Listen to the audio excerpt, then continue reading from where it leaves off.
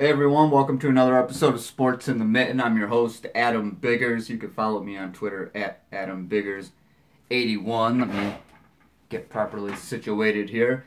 Going to recap Jim Harbaugh's Monday press conference. It is Monday night. It's pretty much the routine by now. And it's kind of cold, rainy night here in Flint. And it seems like fall we had nice weather, and then it was hot, and then okay, we're going to get some fall, and then boom, icy, well, not really icy rain, but reminds me too much of winter. I'll say that. So I'm going to open up the live chat, and then I'm going to tweet the live link. We'll get into it. Big talk, Brandon Peters. Is he or is he not the starting quarterback? We'll talk about that. 4 guys from the Big Ten are on the Big Bednarik finalist list. We'll get into that a little bit. Talk about whatever else you guys want to talk about. Field some questions. Keep it relatively light tonight. The last few episodes have been pretty light. I do want to remind everybody, because you know that I can't walk and chew gum, so hold on, I'm going to tweet this live link, but I just posted a feature on Karan Higdon. Asked Karan about his burst. Believe it or not, he almost quit football at age 5, so read that. That's on fanragsports.com. It's one of my last pieces for FanRag. Tomorrow will be my last day on the payroll at FanRag Sports, so be sure to go through my catalog, library, whatever you want to call it. It'll still be up. A lot of the recent stuff still, pretty relevant. Feel free to go back and read it. Tell me where I was right. Tell me where I was wrong. But hold on, I'm going to tweet this link, real live link. Then I'll get to the questions.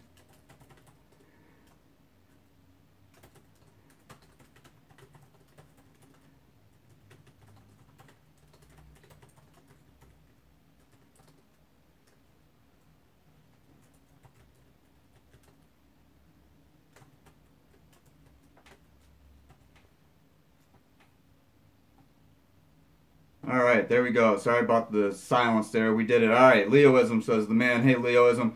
Aaron Wise, Adam, how you doing? I'm doing well, Aaron. Eric313 says, what's going on, Adam? Hey, Eric, how you doing? Leoism says, do you believe this is the same situation, Brandon Peters' performance, as a Purdue game with O'Korn? We'll get into that. I don't know. It's hard to tell because, was Purdue at the time viewed as a better team? Purdue, in my eyes, is kind of falling off a little bit. I do think that Brandon benefited from the best offensive line performance that they've had all year. Patrick Kugler, I asked Patrick Kugler, something along those lines. And check out those interviews. There's Patrick Kugler and Karan Higdon on my YouTube channel, and Mike McCray. So please like, share, subscribe. Those ones were from today. I'll be down there tomorrow night for post-player availability. But the offensive line, he said, took it upon themselves to win that game. And look, I'm not taking anything away from Brandon Peters whatsoever. And I know it sounds like I'm not a jerk, hear me out, but that person's really a jerk. I'm not taking anything away from Brandon Peters, but I am saying that he didn't get sacked, he didn't get touched at all. They rushed the ball for a season high 51 times, 334 yards. Karan Higdon and Ty Isaac had huge days. The offensive line and the run game certainly, I think, helped give Brandon Peters some confidence. They kept it relatively simple with him. 10 of 14 for 124 and a 20-yard touchdown. Great touch on that ball to Chris Evans, the back shoulder pass. But do I think it's a O'Korn? I think you have to approach it with a little more caution, right? Because, okay, it already burned once, especially if you're a fan. I know a lot of people were like, oh, the children of O'Korn, and everybody's getting geared up. They wanted John when Wilton was struggling, so approach it with some caution. It was Rutgers. It was homecoming. He did have the best performance from his offensive line all year. He had statistically the best days on the ground as a whole by his running backs. Ty Isaac and Karan Higdon were certainly pretty good. So get back to these questions. We'll talk about this a lot. Hopefully I answered your question, Leoism. Aaron Wise to that says he hopes not. Leoism says Aaron Wise. It seems similar, but for some reason I feel there's more hope in Peters than O'Korn. Do you start Peters? 51% was what Jim Harbaugh said, but he remained non-committal. He said he hinted like he was going to name Brandon the starter. He said both quarterbacks are preparing as if they're their starter. I think Brandon Peters is going to start. I think that Jim Harbaugh doesn't want to say it. He did say 51%. So, if you're a percentage guy, 51 is more than 49. So the 51% likelihood that Brandon Peters is the starting quarterback Saturday. And I think that it might even be more than that. Because look, Jim Harbaugh at no point ever, other than when he said that O'Korn and Wilton separated themselves, but he said initially it was a three-way battle. At no point has Jim Harbaugh ever given a percentage or anything like that in relation to the quarterback situation. Really any position. Jim Harbaugh has never said, well, you know what, I think there's probably going to be a 75% chance that this guy starts. He's never once did that at Michigan. So the fact that he even attached a number, said 51%, and was willing to go that far, to me, that's a hint. So if I'm wrong, I'm wrong. But I do think, and I know that I've been a big supporter of John O'Korn because I do believe that John was the guy that gave them the best shot to win at that point. Now, that's not to say that they weren't waiting on Brandon to progress, and maybe this past month, Brandon had to show them a lot before he got in there, but he did have a pretty good performance against Rutgers. Machine Unit says it's different. O'Korn was playing street ball, making plays on broken plays and forcing some throws. Peters was going through his reads. And Machine Unit didn't the offense, like I said, the offensive line played its best all year. Running backs on the ground combined, best stat total, best rushing yards all year. The offense seemed to have some flow, Brandon did, there were like one or two underthrows. He was 10 of 14, so he didn't, other than that, 12 of those, he probably should have been 12 for 14, honestly. And I know now I'm being picky, right? I tell people, don't be so picky. Probably should have been 12 of 14. I think there were a couple overthrows there. But yeah, he looked good. He looked calm and confident throwing the ball. The offense looked like it knew that it was doing. And for once, you saw an offensive line that was controlling the line of scrimmage. Lo and behold, watch what happens when the offensive line can do that. Pretty good things happen. And again, I know it was Rutgers, worst defense statistically in the Big Ten, but their defensive linemen were applying some pressure. It's not like Michigan was just sleepwalking through this. There was a challenge at the line of scrimmage.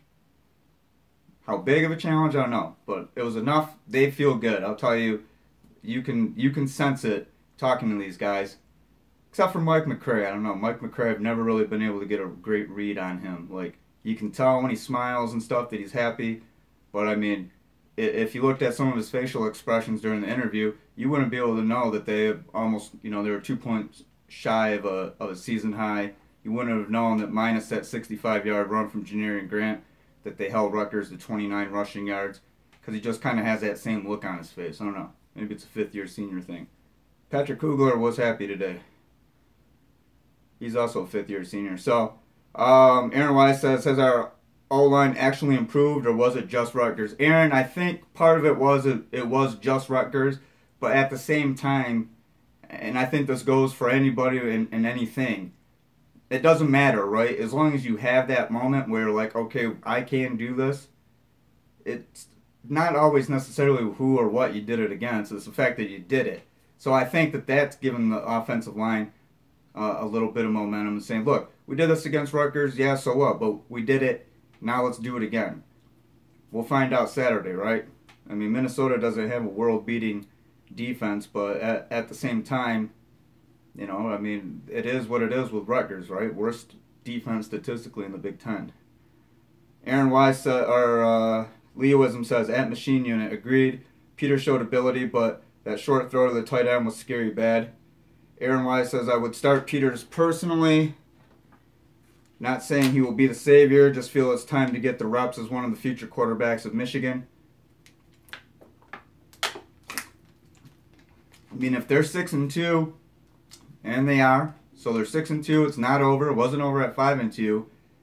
And O'Korn just blows them away in practice this week and shows that he wants to start. They're gonna go with a guy who shows the best in practice, is what Harbaugh said. But I have to believe, like I said, he's never attached any sort of percentage or chance or anything like that in regards to a position, especially a quarterback position. So,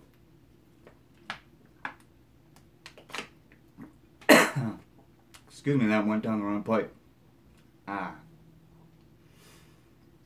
I would guess that Brandon Peters is a starter, though. Drinking water too fast. Taylor Bush says, any word on Kareem and Isaac are okay? No, Taylor. Haven't heard anything about Kakoa. Haven't heard anything about Grant Perry either. If I'm not mistaken, when Grant Perry left the game, Nate Shanley replaced him for good. I don't remember seeing Grant re-enter the game.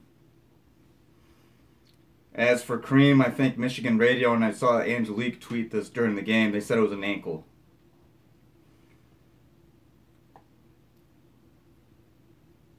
Eric313, Evan, anything on Big Mike injury? No, nothing on Mike. Sean Hull says, what's up, Adam? Hey, Sean, how's it going? Aaron Y says, I feel like the young talent that came out last weekend came out to prove something. Walker's running really hard. He and Higdon are animals. Nico had a catch. Hopefully that jumpstarts his career. Leoism says, Nico Collins' catch from Peters was dope to see. Peters was hitting multiple receivers. Yeah, I mean, Peters hit, I'll tell you right now, I want to say it was like 12 guys or something, 10. 10 different receivers. And we saw McCune, McDoom, Evans, Ty Wheatley. And I tweeted, Peters to Ty Wheatley. How many people have been waiting to hear that? So McCune, McDoom, Evans, Wheatley, Perry, Collins, Gentry, Poggi, Isaac, Higdon. 10 different receiving targets. Not bad. Aaron White says they need to get these young guys into the mix.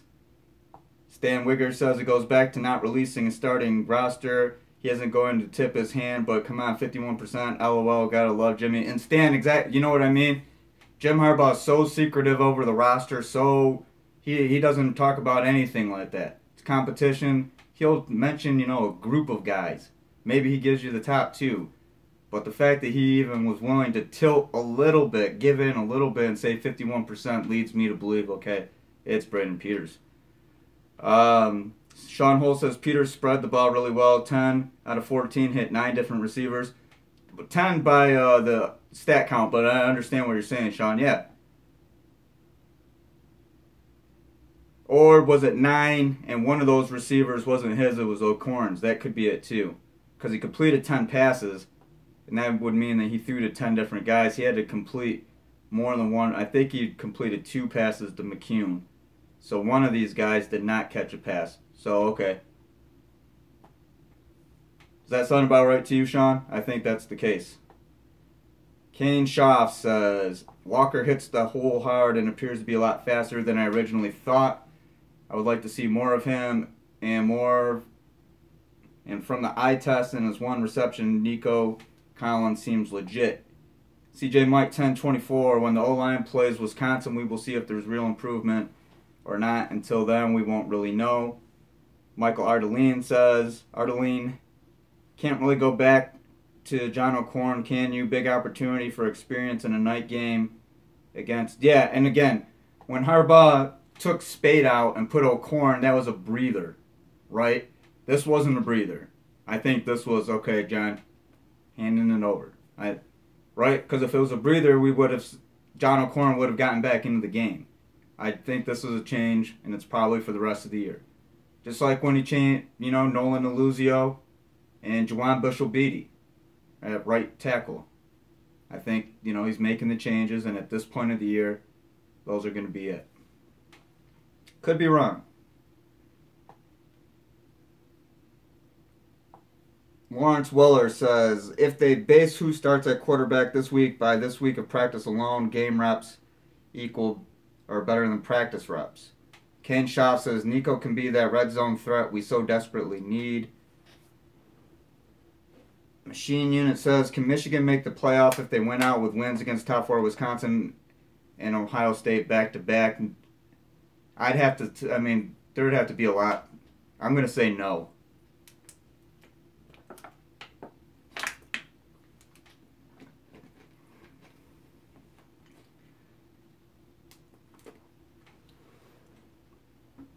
Especially, I think, after Penn State beats Michigan State. All the head-to-heads or comparison, transitive property or whatever. No, I don't think so. That'd have to be some craziness. Which I don't think... I'm going to say no. Zach Frederick, might be a mistake if John O'Corn starts from Jim. No way he couldn't feel the atmosphere of the stadium change as soon as Peters came onto the field. There was a noticeable change. I mean, I'll say that.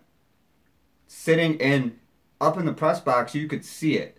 You could see the team huddling around. You could see the players raising their arms. You could see the crowd rising. You could feel it. I mean, they were happy Brandon Peters. That was probably the biggest ovation of any player, I think, all year, I'd have to say. Adam Walney says, just join the stream. What have I missed? Just talk about Brandon Peters, Adam. And if he is indeed going to be your starting quarterback. And I think so, because Jim Harbaugh did let on 51%. He said some other comments. He said he's not going to name a starter today. He said likely Brandon Peters. He had a good laugh with Angelique, clearing that up. If you guys watched the press conference on them Go Blue. I mean, I think it's Brandon because like I said, he's never talked about it like this. He hasn't. I mean, he gave us 1, 2, 3, 4 at Big Time Media Days for running backs, but that's preseason. He said it was a 3-man race at quarterback, 3-man tie, and then when John and Wilton separated themselves. But he's never said percentage-wise, like I mentioned earlier. He's never been like, okay, well, you know, who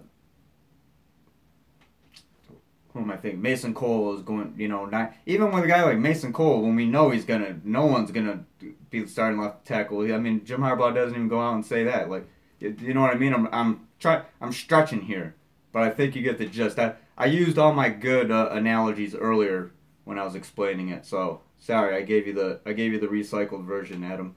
Stan Wigger said, I would love to see Oliver Martin in the slot with Peters at quarterback. He throws a nice catchable ball. Mark Booza says, hey, Adam, what's going on? Do you see Speight coming back from his vertebrae injury this year? Mark, I don't know about this year, but I did write last week, don't write off Wilton Speight. If he returns healthy and he's at Michigan next year, I mean, he's already beaten out everybody that he'd have to beat out. I mean, he's not facing any new competition next year.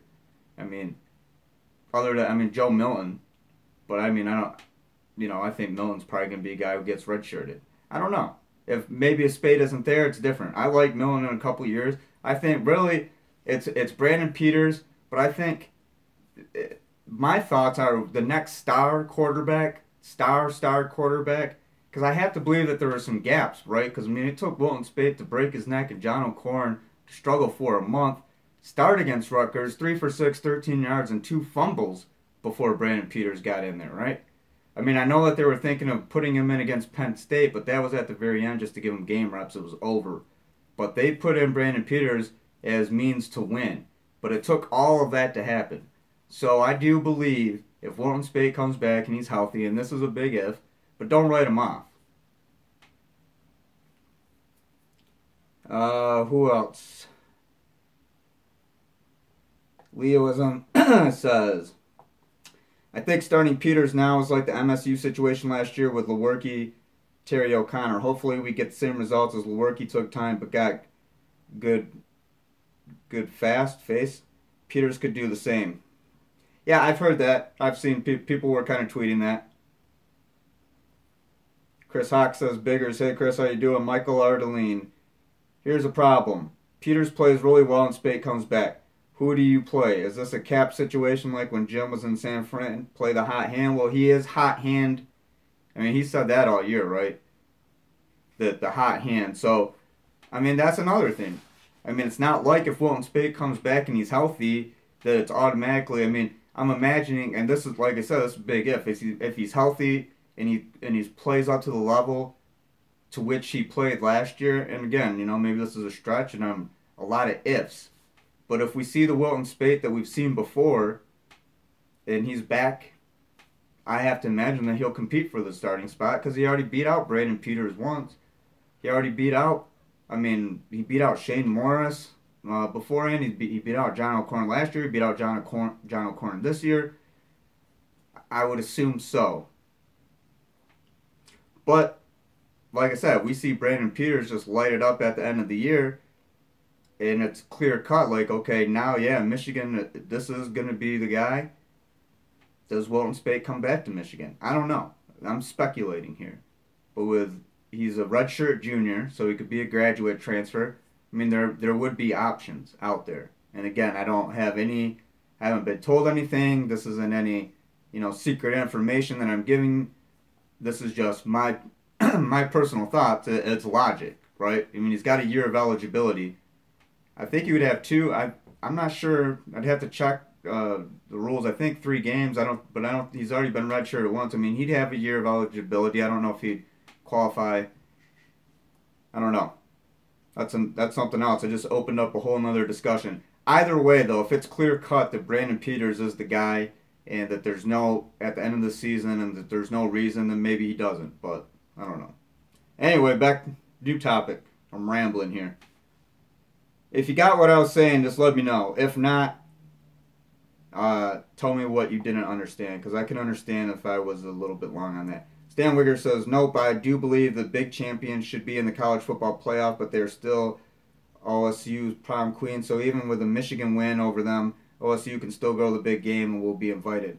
Eric313 says, Joe Milton is JT on steroids. JT Barrett sucks, right? That's been the theme of my podcast. I'm losing my voice here. And on Twitter all year, I know so many people. I think you guys admitted it last time when I read out the stats. I don't have to read off the stats again. If you were a JT hater in the beginning of the year, hey, admitting it is the first step. Go ahead and just admit it right now. I just want to make sure if you guys are consistent. I remember the people last time raising their hands. Jeremy Turner says, I'm late. What's good, Adam? Jeremy, were you a JT Barrett hater in the beginning of the year? Be honest. Don't make me go on Twitter and look up some comments. You know what I don't like is I don't think you can go in here and reread the chats. After the live chat, it's gone.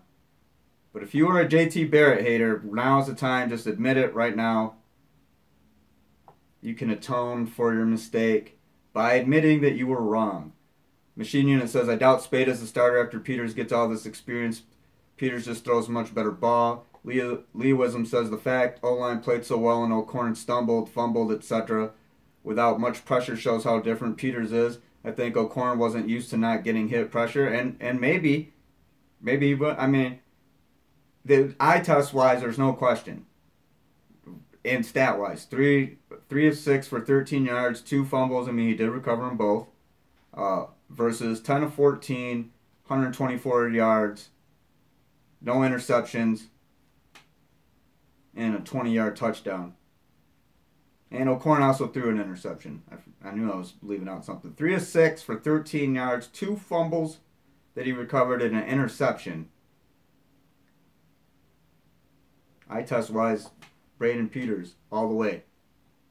And this is more than the spring game theorists, right? Everybody in the spring game, and then it got pumped, in the preseason that it was Brandon versus Wilton, which it wasn't. But in the spring game, yeah, Brandon looked pretty good. So that kind of got it going, right? This is more to hang on. This is an actual game, for one. 2, it's an actual game. There's really no other reason. It's an actual game. You can't forget the spring game. Yeah, he looked good, and maybe it's reassuring. Like, okay, well, he looked good in the spring game. I knew it was going to be a good game situation.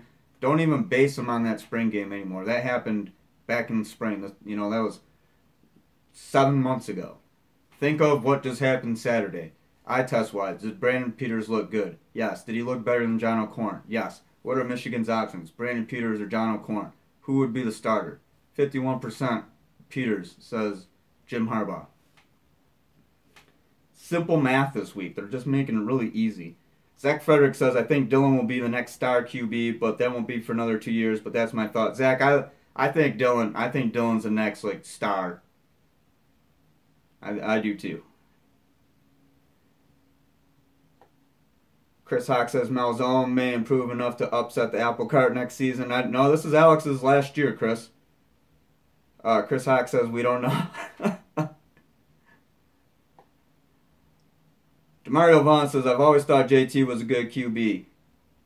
Kurjekwane, okay, fine. Is that a admission that you were a JT Barrett hater? Where are all the JT haters? I know there were more in here. I just want to have a count tonight. Jeremy Turner says, no, I thought he's always been steady. He was short in 2016. No, he was. JT was short. Courage Ekwane says, Peters reminds me of Rudock. Really? Jeremy Turner, JT 13 for 13 versus Penn State in the fourth. And that pocket passing, like, JT Barrett was just throwing bullets. Big game. Someone tweeted at me, and I don't know if they watched this or not, but if you do, it's okay. Just remember, they were tweeting me like JT, blah, and all these stats. JT sucks in big games. And I'm like, well, I mean, what's his record against Michigan? I use that because, that's what comes to mind. JT's won some big games. He's beating Michigan. This Penn State game certainly qualifies. That was a classic. That was a shootout. I don't want to compare it directly to Ohio State, Michigan in 2006, but that was Penn State and Ohio State's Michigan, Ohio State 2006. Does that make sense? The 2006 game is to Ohio State and Michigan. This 2017 game is to Penn State and Ohio State. In my eyes. Hopefully yours too. And if they're not, let me know on Twitter at AdamBiggers81. I'd be happy to discuss it. May have some extra time on my hands. Jay Marion says, JT is good, but they don't appreciate him here in Ohio. They will when he leaves, though. Jay Marion, isn't that the truth about a lot of guys? I mean, I saw tweets of people saying they missed Jake Rudock this year. And I'm like thinking, wow, Jake Rudock got a lot. I mean, people rolled the hell out of Jake Rudock. That Utah game, Michigan fans were over it. And they lost 24-17. He connected with Grant Period late in the game. I remember. I was there. It was Harbaugh's first game. We were outside. It was a nice night. And I thought that Jake Rudock, considering he was on the road, I still to this day think that the altitude played a factor. Because they did talk about it later. But I remember DJ Durkin mentioning that no, he didn't think it would be an issue. I think players said that too. I don't believe that. I do think the altitude, they were tired. They later admitted that they were tired and winded. And even weeks later, it was the altitude. So there you have it. Demario Vaughn says, I agree, Courage. Peters is Rudock with a higher ceiling. I don't know, guys, if I see the Jake Rudock comparison. Tell me what I'm missing.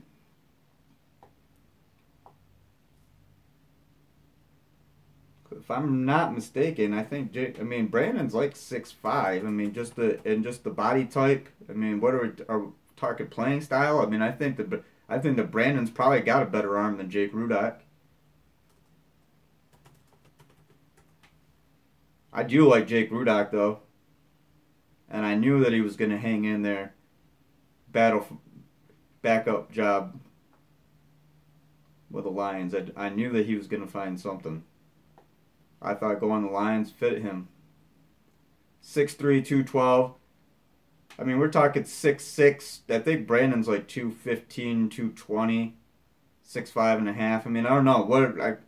Arm-wise, I don't see a comparison. Style-wise, I don't know. Maybe Jake Rudock was the last guy that you saw at Michigan really just stand back there comfortably in the pocket. Because even Wilton Speight wasn't a guy who would sit there in the pocket. Wilton kind of liked to be mobile. We saw that last year against Penn State during that 49-10 win. Wilton had that kind of quality. He could move a little bit with the pocket. Jake Rudock would sit there. And Jake did have wheels too. I mean, if you're a quarterback, you got to be able to get out of there. But Jake, I think, was the last guy, at least Harbaugh era, that would just sit there in the pocket and really read the field. So if you're talking about that, then I guess I agree with that.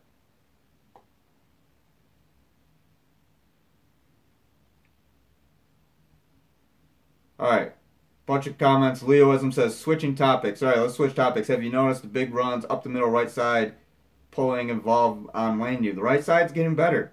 Iron Cross says, Peters is more like Navarre. Courage Ekwane says, nah, I don't know what. I'm just reading. Robert Protzman says, I think Peters has the best arm talent on the team. He was just not vocal enough.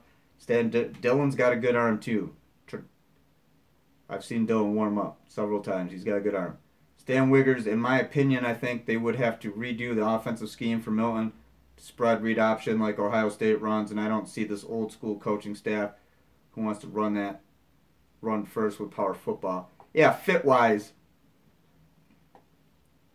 I agree. Fit wise, Milton does seem kind of like you know, a square peg trying to in a round hole. I don't know. Different type of quarterback for sure. I've heard people throw around the Cam Newton, but people want to compare him to Cam Newton. He does have a rocket arm. I will say that. Jay Marion says I will always have respect for Rudock. Yeah, I think Jake was a hell of a quarterback. Jake set the bar. If you guys want to talk about Jake Rudock real quick, and maybe old news to some people, Jake Rudock got the quarterback position at least somewhat stable, I think. He serves as a measurement. Harbaugh had a lot of respect for him. Jed Fish had a lot of respect for him. Jake Rudock did a lot for those guys. I think he's I do think Jake Rudock, even though it was 1 year, I do think Jake Rudock goes a little bit unappreciated. He was, that was a Citrus Bowl. He was a Citrus Bowl MVP. I mean, Jake Rudock played the best football of his career. He had like the second highest single season passing yard total in Michigan history. I mean, Jake had a hell of a year. Courage Equanity says Speight will always have my respect. Yeah, I agree. I respect Wilton too, a lot. Takes a lot. I mean, you put yourself in his shoes right now. Leoism, and through the past 4 years he's been at Michigan, he was never a popular pick to be quarterback, never. And again, when Alex Malzone and Zach Gentry transferred, then they were trying to get John O'Korn, Jake Rudock transfer in. The next year, John O'Korn. It's like Wilton Speight, then Dylan McCaffrey commits, and it's like Wilton Speight, and most people's minds just getting shuffled all the way down the bottom of the deck. Nobody really figured, he was an afterthought.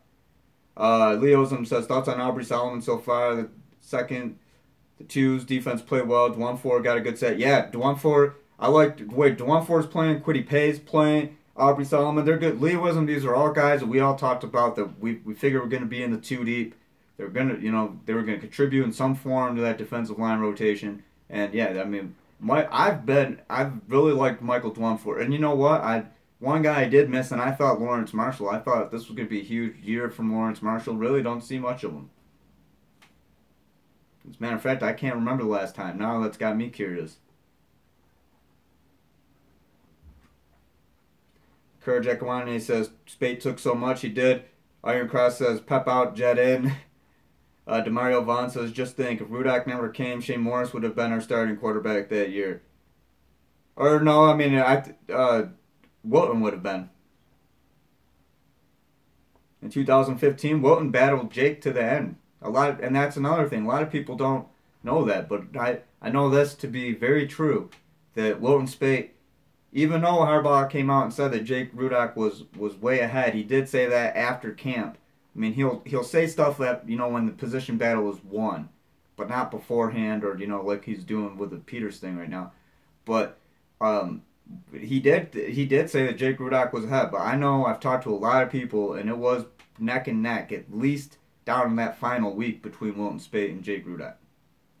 I don't think Shane Morris was never going to be the starter. Jeremy Turner says, I was at the Buffalo Wild Wings Bowl versus Florida. Jake tore it up that game. Yep, and Jeremy, I have some videos, if you got to look way back on my YouTube channel, of Harbaugh, Rudock, Jabril Peppers on the field. Remember, Jabril didn't play in that game. And so it was like, Jabril, we never got to see Jabril in the bowl game. That was kind of the bummer about his career. But, yeah, took some photos and stuff, and it was pretty cool. I mean, you could see... That was a big win for Michigan because for Harbaugh's first year, and you just looked at that team knowing, especially with the defense, like going into 2016, you're like, man, these guys are going to be really good. And it was still talking about, passing game open up a little bit, which it did. So that 15 game, it was New Year's Day, so it was. But you know what I mean. The 15 season bowl game, Citrus Bowl. That was a big win for Michigan, and I think remains a big win. Over Florida, which just parted ways with Jim McElwain. If you guys haven't seen that yet. Courage Ekwani says Speight was the most hated. Yeah, Courage, I never understood why people weren't willing to give a serious look at Wilton Speight. I think they got caught up in all the star rankings and just chatter, and it's like Wilton Speight was never mentioned. And Wilton had one of these best debuts ever in Michigan history. 10th most passing yards in a single season. Not too bad at all considering the guys ahead of him. And the 8th, I'm trying to think, what was it out? There was another stat. 8th, I don't know. I'm forgetting it. But the 10th most passing yards in one season, single season. I didn't do the math as far as, who, debut-wise and things like that. But either way you stack it, slice it, dissect it, Speight had a really good year as well. So, anyway, Courage Ekwani says, bro, Pepper should have stayed. Robert Protzman says, I think John O'Corn should have everyone's respect. He transferred here, never put together, but never complained. I agree. John O'Corn is a guy you got to respect. No doubt about that. Jeremy Turner says, I honestly thought we only took Michael Dwumfor to get Rashawn Gary. No, Michael Dwumfor is going to be a good player. I think he proved that. Stan Wiggers says, what's the deal with Pep not talking in the media? Well, that might change. I don't know. We're not supposed to say who's going to be available and who's not, but maybe that changes this week.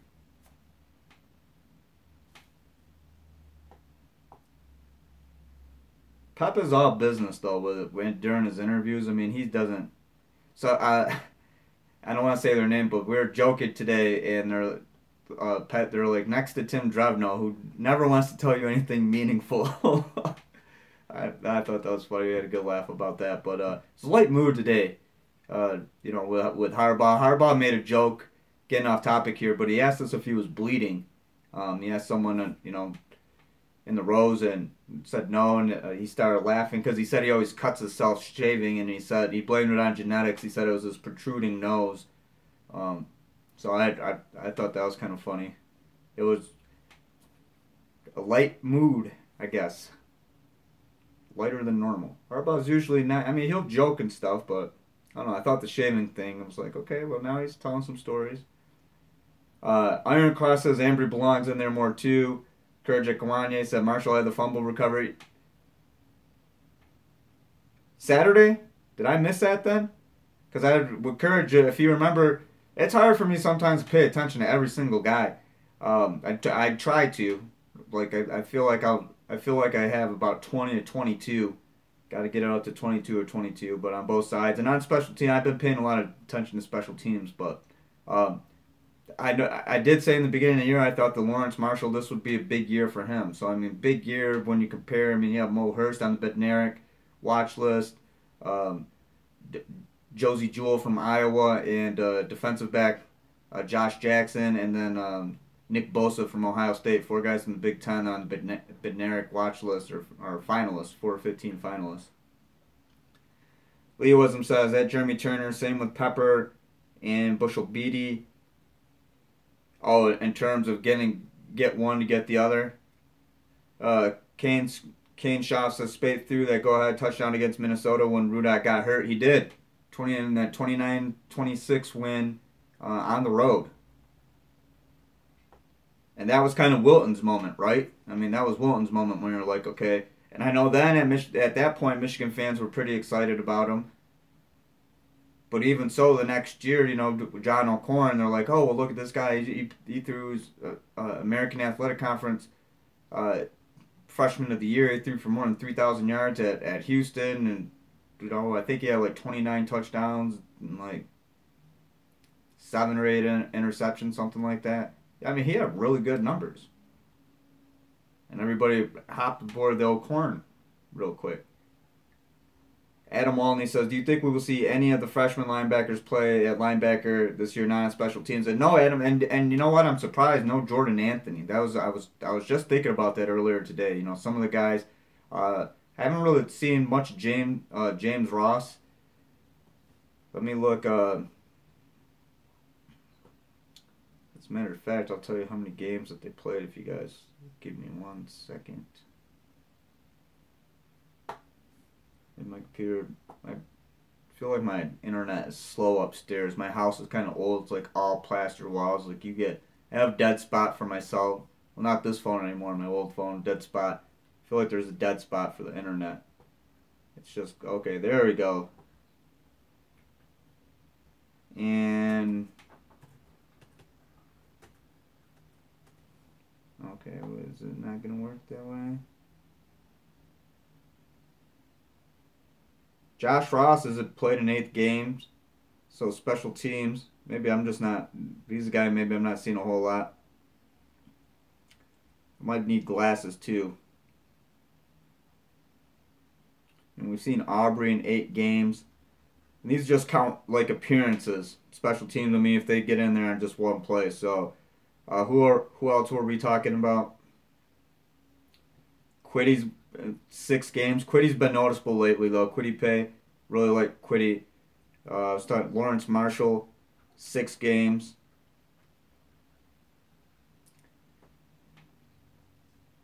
Oh, I know. I was looking for Jordan Anthony.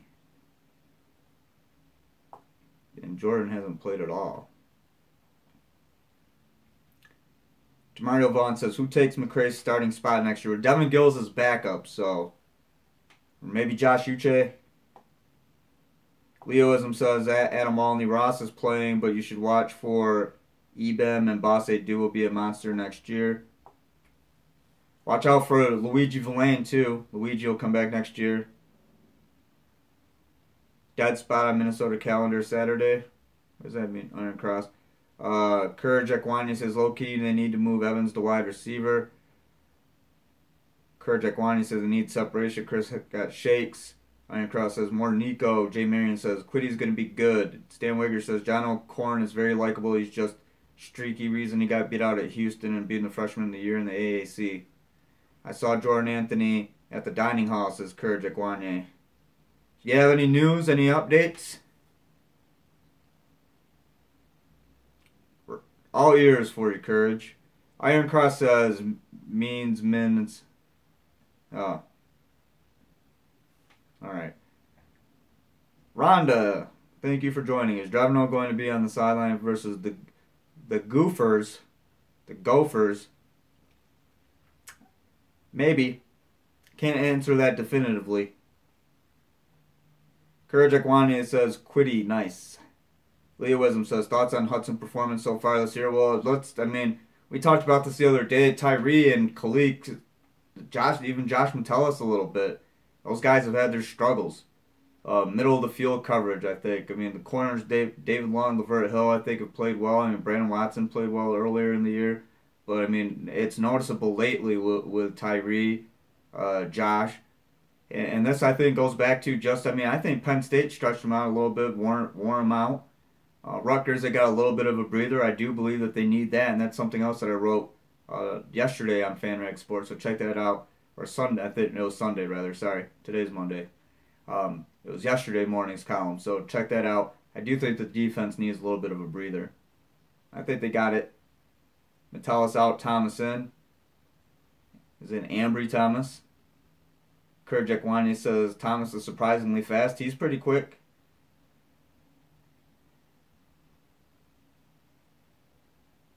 We're going on 44 minutes, guys. So we're going to wrap it up here. A couple more questions. Zach Frederick says Tyree was a liability on a few moments this past weekend. Yes, he was. Lee Wisdom, new returners.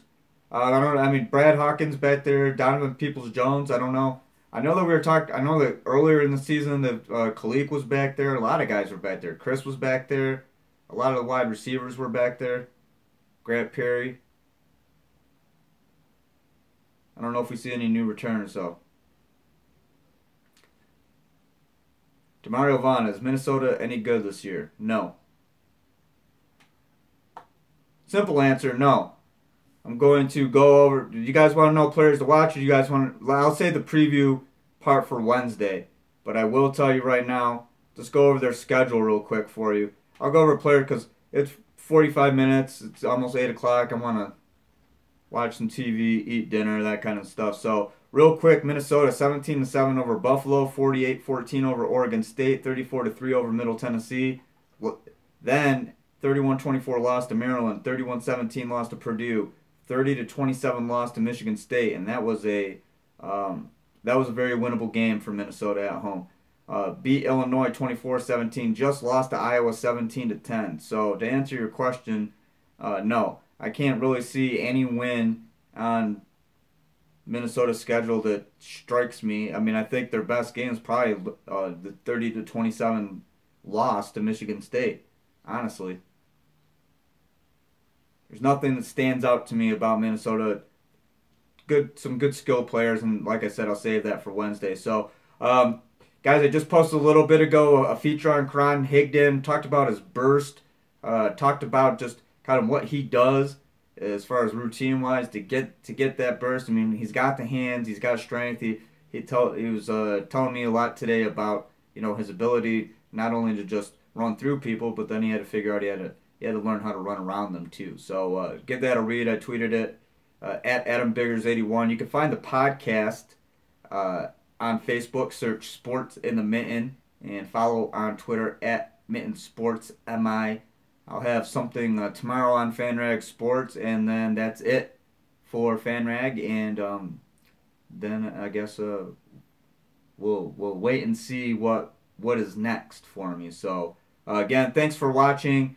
Please like and subscribe, share YouTube channel. You guys, it's been getting good steady crowds. A lot of downloads on iTunes as well. And I'm not sure, I might have to remake an iTunes page, but if you want the audio only version right now, I imagine it'll still be up, archived version, archived, I don't know how to talk, on iTunes, the FanRag Sports Blog Talk Radio channel as well. So all the episodes up until tomorrow, I think I'll do one tomorrow too, will be on there. So let me see. Iron Cross, final comment says Lil Brown Jug, oldest trophy in college football. Jeremy Turner says PJ Fleck will get them ready to play. Michigan will win, but they better not sleep on them. Roll the boat. Jay Marion says big things are next for you, Adam. Hey, I appreciate Jay Marion. Jeremy Turner says take care, Adam. Rhonda says go JV. Rhonda, you always have to go against me. I want to see Verlander get a ring. I've said it a million times, but I mean, I'm a Dodgers fan too. I like baseball. I'm a Tigers fan. The Tigers fan in me wants JV. I really love Carlos Correa and Jose Altuve, George Springer. I mean, the Astros are really good. They have 4 guys that are top 10 in American League batting average for most of the season. So, and I think it was Correa. He got injured and fell out of it, but I could be wrong. I believe that's it. But anyway, Astros are a really good team, but the Dodgers. Do I have to explain all this again? I like the Dodgers. Anyway, guys, have a good night. I'll talk to you guys. Stan Wigger says, keep doing your thing, Adam. Thanks for keeping us informed. Joe Cartoon, awesome job, Adam. Thanks. Leo's final comment. Thoughts on Hurst being a top 5 pick in the draft? I don't know. Earlier, people were saying that he's top 10, and then I saw Moxie wasn't even a first rounder. I think it's so subjective, and it varies week to week, especially when you look at what team could potentially have the top, those picks, and, So, I mean, I think a lot of things. Do I think he's one of the 5 best players in college football available for the draft? I can't say that. I think he's more top 10, top 15. That's not a knock. That's not a knock on Mo Hurst at all. But we'll get into that Wednesday, guys, if you want to talk more about it. But yeah, I mean, I think he's an early first round pick all day, talent wise. I don't think there's any question. So I'm Adam Biggers. Follow me on Twitter at AdamBiggers81. Have a good evening. Talk to you guys sometime this week. Thanks.